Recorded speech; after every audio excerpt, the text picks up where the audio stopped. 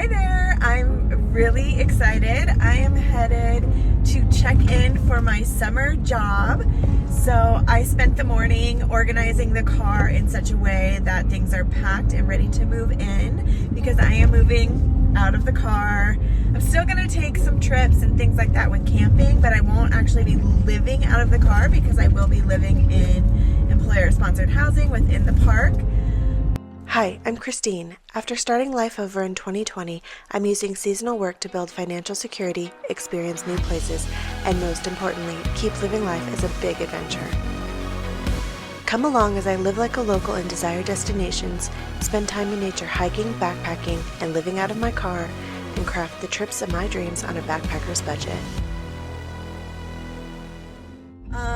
My unit's not going to be open yet, so I'm going to go help them with some of the business units that opened earlier in the season.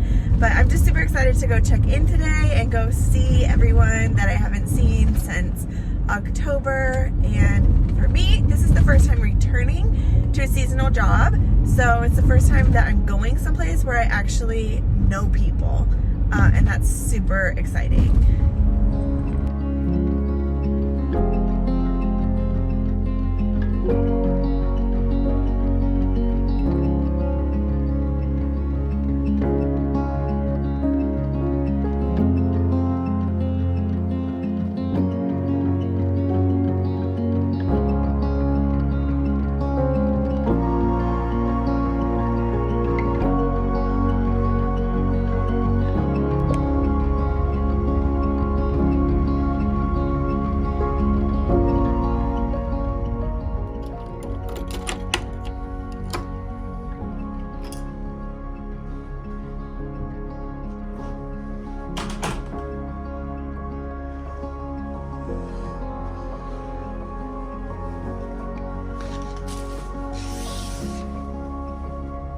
So today is June 5th. By the time you see this video, it will likely be July, if not mid-July. I have been traveling for the past couple of months, living out of my car, visiting friends and family, and I've gone to so many incredible places and just had a really wonderful experience being back on the road. I really didn't want to come back off the road, but the time has come. If you're not familiar, I do seasonal work and I usually do a summer contract and a winter contract. This is the start of my summer contract. I'm here in Washington working at this national park for a concessionaire, and this is also where I was last summer. I have to say, as sad as I am to see road life come to an end, at least for the next couple of months, I am super excited to be back amongst friendly faces that I met last year. This is my first time returning to a seasonal job, so this is my first time seeing familiar faces again and just having that connection with the place that I'm arriving at, and it's been really nice. So I am a manager at one of the business units, but I'm not a manager at any of the units on this side of the mountain. So since I do live in employer-sponsored housing, I am in temporary housing quarters since where I work and live is not yet accessible due to the snow levels. So what they've done is put me in a guest room for the next at least 10 days, I was told, and then they're gonna have to figure out where I go from there. But I'll probably be on this side of the mountain for about a month, just helping support the business that is currently. I had to report down the mountain today at the main office, and so last night I slept at a rest area, and this morning I worked on getting my car all sort of squared away for the transition out of road life. I am keeping it set up with the basics and everything I need to go camping because I plan to do a lot of weekend trips this summer on my days off throughout Washington. So I like to have it sort of ready to go for all of that. But there are things in the car like my wardrobe and hygiene items that need to move in with me to a place. So I spent some time reorganizing and repackaging them. I do travel with very lightweight but durable collapsible bags that make it much easier for me to be moving little bits and bobs like shoes and just all sorts of like little things in and out as needed in one trip. So I'm not trying to carry like a bunch of little things, but they can all fit in these totes. And that has been really handy in the past. I haven't really employed that today just because I am only here for 10 days and I really only need minimal things, I think. I don't know. As the days go by, I'll probably gradually be dragging things in, but it is up several flights of very steep stairs, so we'll pace ourselves on that. I actually found out that, well, I was expected to report today. My work day doesn't start until Friday, and it's currently Wednesday. Almost 4 o'clock now, and still bright and sunny outside, so I think I should seize the day and head out for a little hike. I stopped past the ranger station and asked them about snow coverage conditions and recommended gear for the hikes locally, because it is still very early season here in this park. Like I said, it is June 5th today. By the time you're seeing this, it will be probably mid-July, which is like sort of peak time to visit the mountains. So the conditions when you're viewing this or when this video debuts is probably prime and not as I'm showing it to you. The ranger did give me some great advice and some viable options, so I'm gonna head out on one of those hikes this afternoon, spend a few hours out on the trail, try to make sure that I don't miss dinner time in the employee dining room, and then maybe try to get ready and hang out with some friends tonight. That's the plan for today.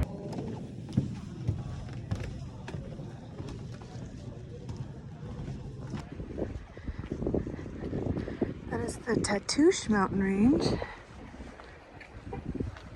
This guidehouse is where I stayed when I was here last spring.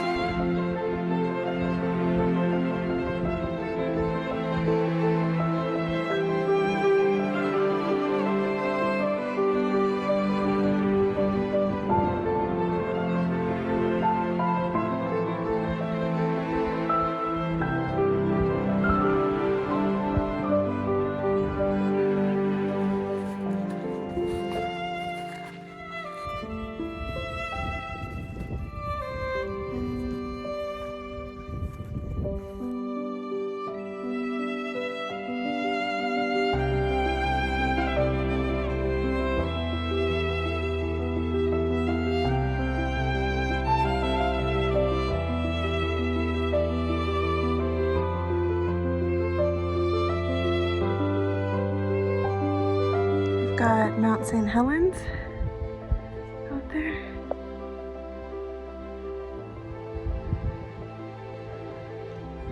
Mount Adams, Tatoosh Range.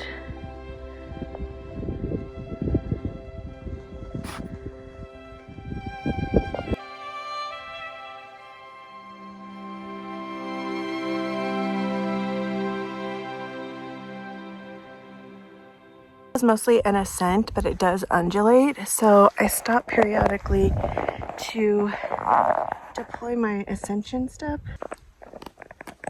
right here. When I pull that thing up, it makes my feet flat or flatter so that I'm not pushing at such an angle up the hill, and it really, really helps.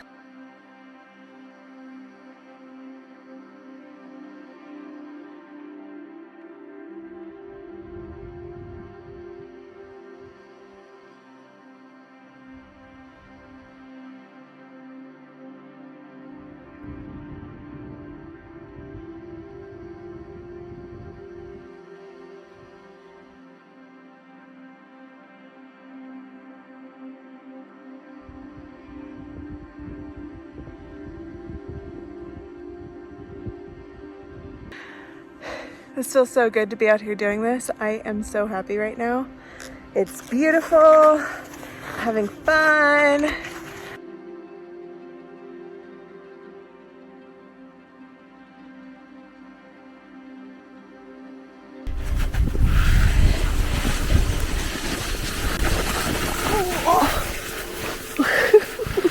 It hurts a little bit.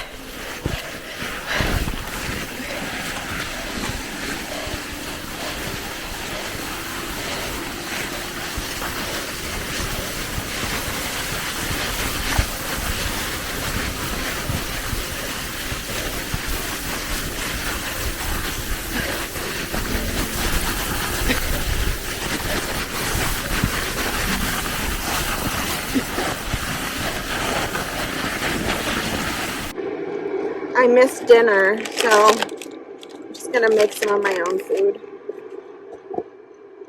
Sometimes they have like little things you can reheat. It looks like they have some sliders that you can microwave, like little burgers, but I don't know about that. I do know about my noodles, and since I haven't really eaten that much today, I might have some oatmeal too. I ate some noodles that I always eat while I was waiting for the oatmeal to cook, but I'm pretty hungry. That hike was phenomenal. I really enjoyed it, but I kind of made a mistake because, I mean, I don't regret it, but I thought I read that staff dinner ended in the employee dining room at 7 p.m., but it was actually 6. But I was rushing down the mountain, and it was like really slippery. Even with my snowshoes on that have traction, I was kind of like almost skiing. And then at the very end, I glissaded down, or not the very end, but close to it. And then from there, I just walked, and I ran over straight to the ADR, looking all disheveled with like all my gear with me, and they're just like, "What are you doing?" And I was like, "It's 6:58." And they're like, "Yeah, there's no food." And I talked to the park chefs, and they had no compassion for me. I get it, it's my responsibility. So anyway, I made oatmeal, no big deal. I also get like a benefit of a manager meal, but I don't need something that serious.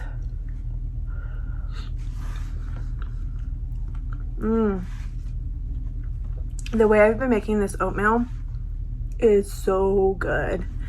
I'm gonna have to share a recipe soon because this is so, it's like a dessert, but at least it has some nutrition. I don't know that it does, but it's good.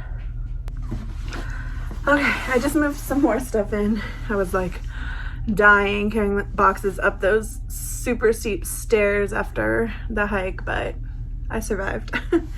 I'm looking forward to getting in the shower.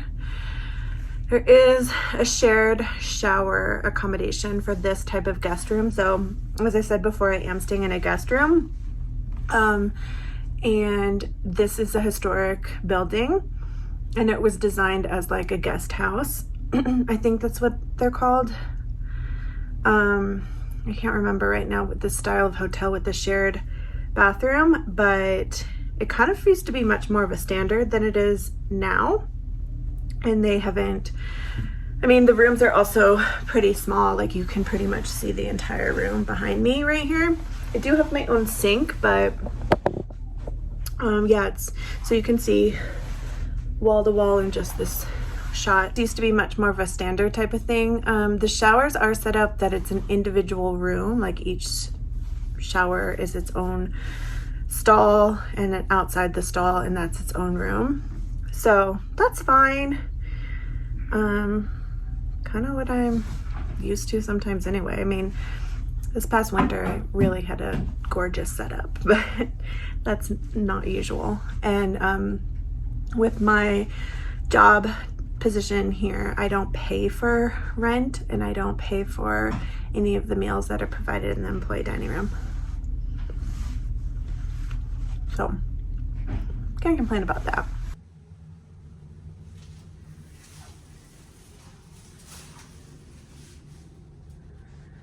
Time time to get clean.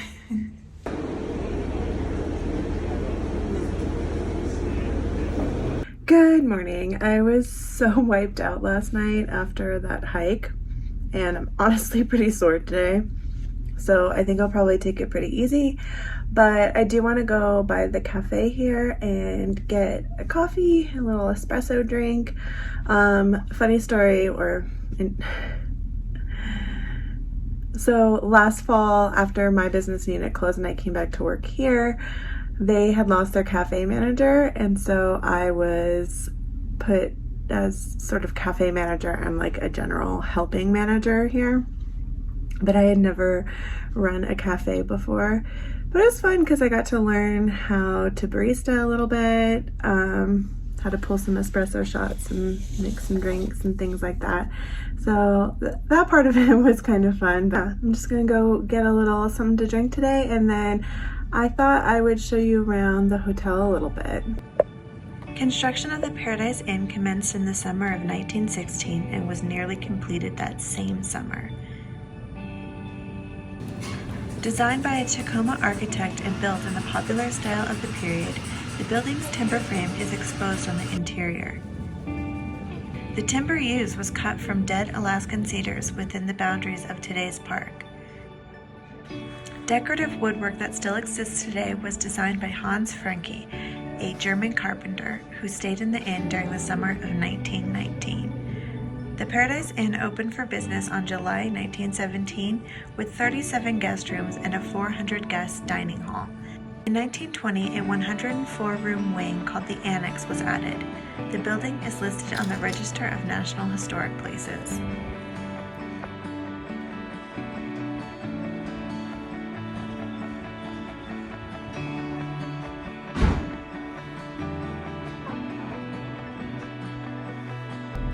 Alright, that was a little look at the historic hotel here. I feel like there's not that much to show, but the architecture in and of itself speaks for itself. But I'm gonna actually show you around the room and how I have it set up right now.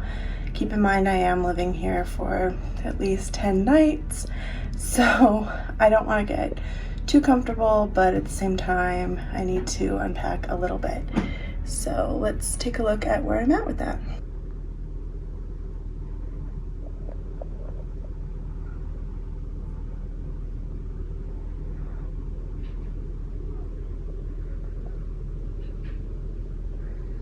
Alright, I'm standing right by the door here. When you first come in, you'll see I have a bin. This is like all my hygiene things, so like for nails and hair and everything is in there. On top, that's just a towel that's here at the hotel.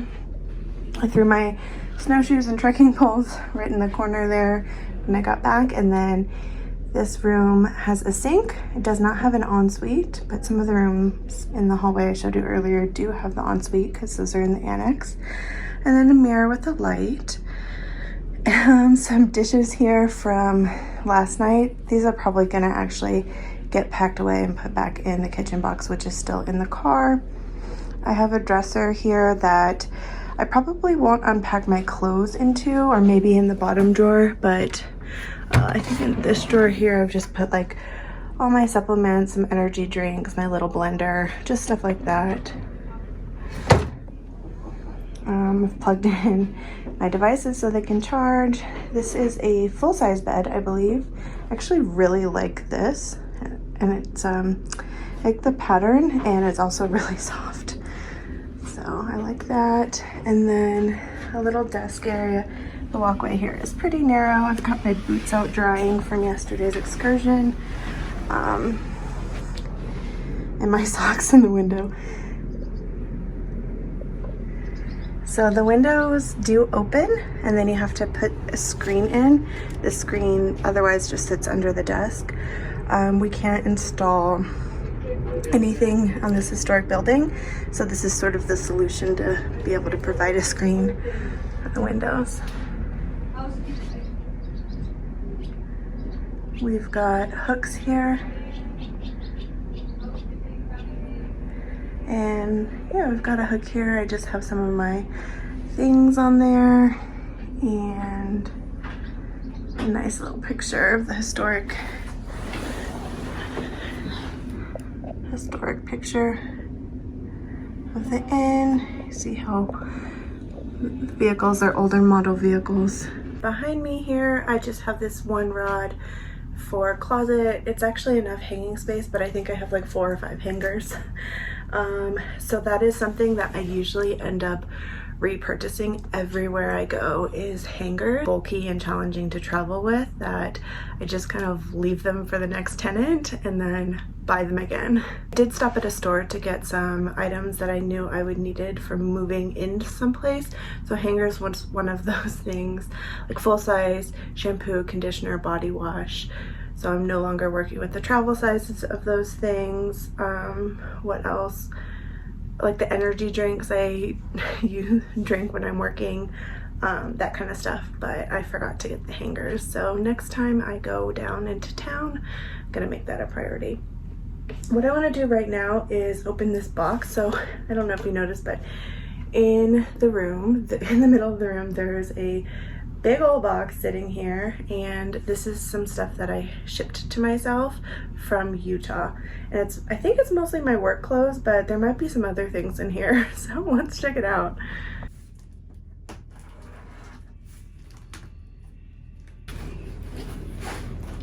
So yeah, lots of work clothes here. This is perfect. Exactly what I need.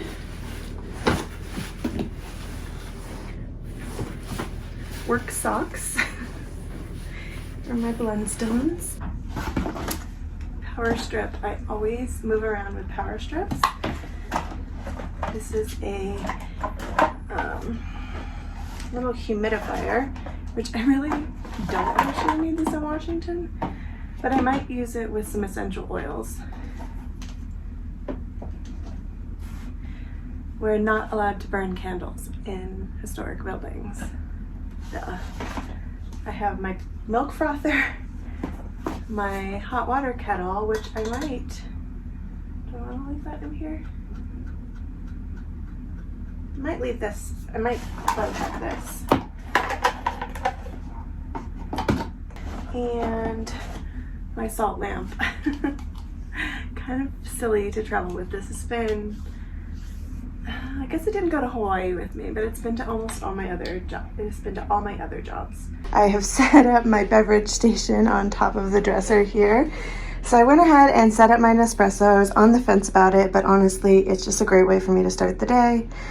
I've got the milk frother there, my kettle, my water, and then that's my green juice. So we've got it all laid out. Of course, this place is historic, and it's also not designed with long-term stays in mind. Typically people are going to stay at 2 nights, probably maximum. So I'm in a unique position just because they're out of employee housing. So yeah. Looking at the rest of the closet, on the luggage stand I just have my duffel with a few bits of clothes in there. Underneath I have like my work sweaters, my cashmere work sweaters, a steamer that I always move from place to place just because I am a manager, so I have to be presentable. I've got my Blundstones there, and these 2 bags are really handy. They're from IKEA, and they just help me move some of my items. So in the gray one I'm using it as my laundry bag right now for dirty laundry, and the white one I just have like some hiking clothes and a packing cube in there. I was mostly just using it to tote things up the stairs into here, so now that it's in here I will probably find a use for it. And then behind all that is a fan that comes with the room. I'm gonna spend some time editing now. I have been on editing overload, as well as traveling and having a lot of fun, but I've also really been prioritizing editing, because once I start working I know I'm gonna get really busy, and I don't know how much time I'm gonna have to put into making content. So as I mentioned earlier in this video, it is currently June 6th now, and this video probably won't be out until maybe mid-July or something. unless I'm able to be really successful in continuing to make, edit, and upload content. So it's not all within my ability to make days really long and get the work done, but also upload speeds can be really challenging. So we will see how it all plays out. It's just how it is, you know. I got a job. I want to take YouTube seriously. It means a lot to me, and I have such a renewed spirit on it now. But yeah, I also I have to work, so let me get to work on editing.